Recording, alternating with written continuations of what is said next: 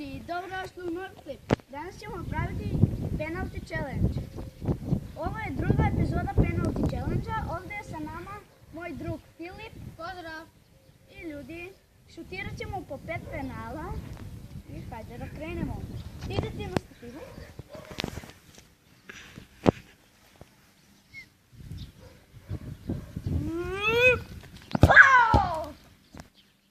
Ljudi, drugi šut.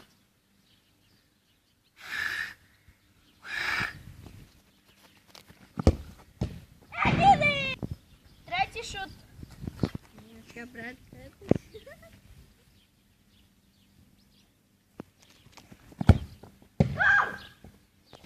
Ljudi! Četvrti šut! Izvinite malo što se čuje u pozadini ovaj. Šta i da je? Kosačka.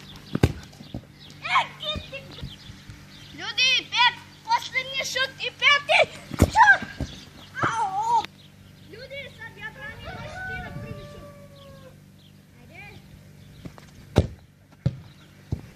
Drugi šut za mene. Treći šut za njega.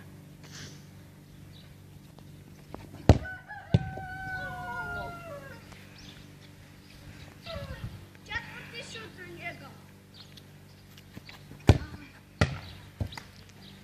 Ljudi, ovo je posljednji šut.